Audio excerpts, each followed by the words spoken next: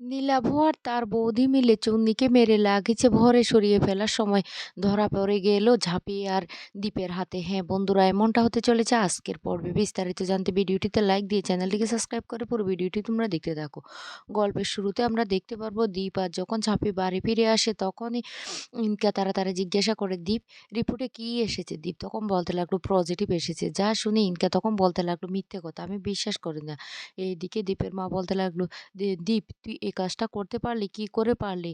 আমার না জাস্ট বিশ্বাস হচ্ছে না। এদিকে ইনকা বলতে লাগলো, আন্টি তুমি যাই কিছু বলো না কেন, আমারও বিশ্বাস হচ্ছে না। তখনই জাফি বলতে লাগলো, তোমার বিশ্বাস হচ্ছে না কেন? আমি প্রেগনেন্ট। যেটা ডাক্তারের রিপোর্টে ধরা পড়ে গেছে তাতে তোমাদের অবিশ্বাসের কি আছে? আমি দীপের সন্তানের মা হতে চলেছি, এটা অবিশ্বাস কেন করছো? ইনকা তখন বলতে লাগলো, আমি কিছুতেই বিশ্বাস করতে পারছি না, দীপ এই কাজ করতেই পারে না। তখন কাসাই বলতে লাগলো, এই ঘটনাটা ঘটে গেছে, বুঝতে পারোনি?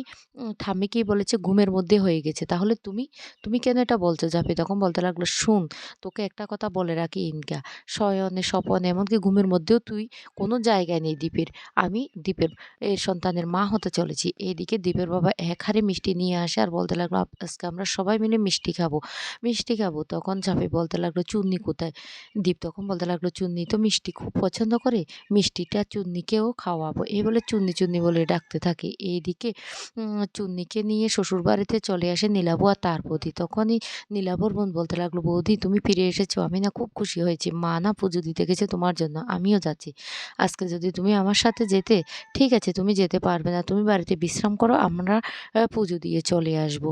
আসলে সত্যি বলতে কি, তুমি বাড়ি ফিরে আসার জন্য না মা খুব ঠাকুরের কাছে প্রার্থনা করেছে, তাই তো মা পুজো দিতে গেছে।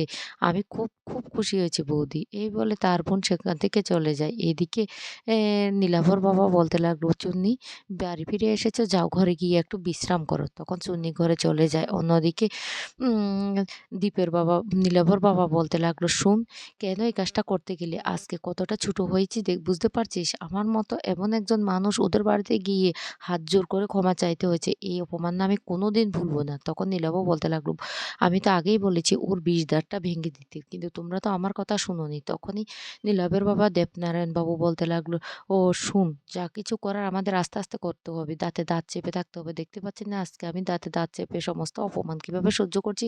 তাই তোকেও বলছি, যেটা করার সেটা ধীরে সুস্থে করবি, আর একদম মেয়েটার সাথে বাড়াবাড়ি করবি না। আমি আস্তে আস্তে মেয়েটার ডানাগুলি এমনভাবে কেটে দেবো না, মেয়েটা সেটা আন্দাজও করতে পারবে না।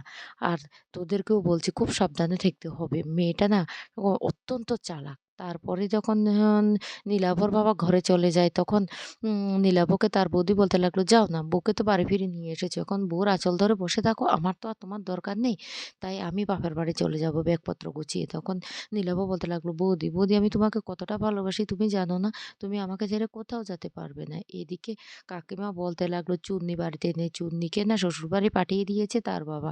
যা শুনে জাপি প্রচণ্ড রেগেছে। জাপি তখন বলতে লাগলো, এই কাজটা কি করে করতে পারলে তোমরা? আমি বলিনি ঝাঁপি ওই বাড়িতে নিরাপদ নেই, ঝাঁপিকে আমরা নিয়ে এসেছি। তখন কাকিমা বলতে লাগলো, আমি কি করব, আমি ওকে আটকানোর অনেক চেষ্টা করছি, কিন্তু কেউ আমার কোনো কথাই শুনলো না। ঠাম্মি তখন বলতে লাগলো, আমি একটুকু সময়ের জন্য বাড়ি থেকে বেরিয়েছি, তার মধ্যে ওরা এই কাণ্ডটা বাজিয়েছে। তখন দীপের বাবাও বলতে লাগলো, কেন ওই মেয়েটাকে তোমরা পাঠাতে গেলে, আমি তো সেটাই বুঝতে পারছি না। দীপ তখন তার কাকিমাকে বলতে লাগলো, কাকিমা তুমি কোনো চিন্তা করো না, আমরা আছি তো, আমরা সমস্ত সমস্যার সমাধান করব। এদিকে চুন্নি ঘরে গিয়ে একা একা বসে থাকে আর বলতে লাগলো, ওই মানুষটা তো আমাকে নিয়ে এসেছে, কিন্তু নিয়ে আসার পর তো একবারও কথা বলতে আসেনি, কেন আসছে না? সত্যি কি তা হলে ও আমাকে ক্ষমা করতে পারেনি? হ্যাঁ, আমি রাগের বশে চলে গিয়েছিলাম, দেখি তো ও কী করছে। এই বলে চুন্নি ঘর থেকে বাইরে বেরিয়ে আসে। আর তখন হঠাৎ করে তার বৌদির ঘর থেকে একটা শব্দ শুনতে পায় যে, বৌদি আমি তোমাকে খুব ভালোবাসি। চুন্নি তখন লুকিয়ে সেটা দেখে আর দেখতে পায় নীলাভ জড়িয়ে ধরে তার বৌদিকে বলতে লাগলো, আমি তোমাকে খুব ভালোবাসি, তোমাকে ছাড়া আমি থাকতেই পারবো না, তুমি কোথাও যাবে না, তুমি আমার কাছে থাকবে। আর সেই মুহূর্তে তখন চুন্নি ঘরে ঢুকে যায় আর বলতে লাগলো, বাহ, তাহলে এটাই তোমাদের আসল রূপ? তাহলে তোমরা আমাদের বাড়িতে গিয়েছিলে আর যেসব কথা বলেছিলে সমস্ত কথাগুলি মিথ্যে ছিল? তোমরা অভিনয় করেছো, আমাদের সাথে ঠকিয়েছো আমাদেরকে? কি করে পারলে এত বড় অভিনয়টা করতে? এদিকে দীপের তার কাকাবাবুকেও বলতে লাগলো, "কেন তুমি চুন্নিকে শ্বশুরবাড়িতে পাঠিয়েছো?" তখন বলতে লাগলো, "যেটা ভালো সেটাই আমি করছি। মেয়েকে শ্বশুরবাড়ি পাঠিয়েছি, বেশ করছি।" তখন দীপের মা বলতে লাগলো, "কেন? চুন্নি শ্বশুরবাড়িতে গিয়েছে তোমাদের?" এই কথা বলার সাথে, সাথে দীপের বাবা তখন রেগে গিয়ে বলতে লাগলো, "খবরদার তুমি আর একটা কথাও বলবে না।" আর তখন অ দীপের বাবা তার ভাইকে বলতে লাগলো, "তোর মতো না অপদার্থ আমি একটাও দেখিনি। তুই নিজের জীবনটা তো শেষ করেছিস। এখন মেয়ের জীবনটা শেষ করার জন্য উঠে পড়ে লেগেছিস। তোর গায়ে না আমি হাত তুলে আমার হাতটা না কলঙ্কিত করতে চাই না। তোর দ্বারা না কোনো কিছু হবে না। তুই কেন এই কাজটা করতে গেলি?" তখন আম চুন্নির বাবা বলতে লাগলো, "আমি আমার মেয়ের ভালোর জন্য এই কাজটা করছি। কেন দীপার ঝাঁপি এমন করছে?" এদিকে চুন্নি বলতে লাগলো, "তোমরা আমাদেরকে ঠকিয়েছো। ঝাঁপি যেটা বলেছে, পাড়া প্রতিবেশী যেটা বলেছে সেটাই তো সত্যি। যাহা রটে তাহা তো কিছু না কিছু বটে। কি করে পারলে আমাদের সাথে এত বড় মিথ্যে অভিনয়টা করতে? আর তোমার মতো নোংরা ছেলে না আর দুটো হয় না। আমি সবটা ঝাঁপিকে বলে দেব। আমি ঝাঁপিকে বলে দেব তোমরা আমাদেরকে কতটা ঠকিয়েছো, এমনকি আমাকে ঠকিয়েছো। আর আজকে তুমি আমাদের বাড়িতে গিয়ে এত বড়, বড় কথা বলে এসেছো। এটাই তার আসল রূপ?" এই বলে যখন তার আ ঝাঁপিকে ফোন করতে যাবে তখন নীলাবও তার বৌদি ওকে আটকানোর অনেক চেষ্টা করে। এ আর কিছুতেই কোনো কথা শোনে না চুন্নি। চুন্নি তখন বলতে লাগলো, "আমি তো ঝাঁপিকে আজকে ফোন করে সবটা বলবো।" এই বলে ওদেরকে ধাক্কা মেরে ফেলে দিয়ে চুন্নি তার মোবাইলটা নিয়ে অন্য একটা ঘরে চলে যায়। আর সেখানে গিয়ে ফোন করার বারবার চেষ্টা করে। কিন্তু তখনই সেই মুহূর্তে নীলাবও অ চুন্নির মাথায় এত জোরে আঘাত করে যে মাটিতে লুটিয়ে পড়ে চুন্নি। তখন সেখানে চলে আসে নীলাবর বাবা। আর এসে বলতে লাগলো, "কি করলি? এভাবে মেয়েটাকে মেরে ফেললি?" তখন নীলাভ বলতে লাগলো, "আমি ওকে মেরে ফেলতে চাইনি। কিন্তু বাবা কি করব? কি করব?" তখন ভয় পেয়ে যায় নীলাভর বৌদিও। আর সেই মুহূর্তে চুন্নি আর খোঁজে চলে আসে ঝাঁপি আর দীপ ওদের বাড়িতে। আর এসে বারবার কলিং বেল বাজাতে থাকে কিন্তু কেউ দরজা খুলে না। আর তখন ওরা বলতে লাগলো, "এ সময় কে এলো?" এই বলে উঁকি দিয়ে দেখতে থাকে ঝাঁপি আর দীপ এসেছে। তখন বলতে লাগলো, "সর্বনাশ! এখনই ওদেরকে আসতে হলো?"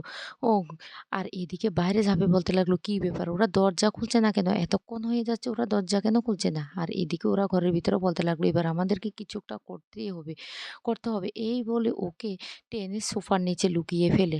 অন্যদিকে দরজাটা দীপ নীলাভর বাবা খুলে দেয় আর ঝাঁপি আর দীপ ঘরের মধ্যে গিয়ে ওই সোফার উপরে বসে। কিন্তু ওরা জানে না। ওরা বারবার চুন্নির সাথে কথা বলতে চাইলে মিথ্যে কথা বলে। ওরা বলে ওদের নাকি একটা ফ্রেন্ড ফোন করেছিল আর তাড়াহুড়ো করে চুন্নি নাকি বাড়ি থেকে বেরিয়ে গেছে। তাদেরকে বলেও জানি কোথায় যাচ্ছে। তখন ঝাঁপির সন্দেহ হয়। ঝাঁপি তারপরে ফোন করলে ফোনটা ঘরের মধ্যে পড়ে থাকে। তখন ঝাঁপি বলতে লাগলো, "এই তো চুন্নির ফোনটা পড়ে আছে।" বৌদি তখন বলে উঠে, "হ্যাঁ, ও তাড়াহুড়ো করে না ফোনটাও নিয়ে যেতে পারেনি।"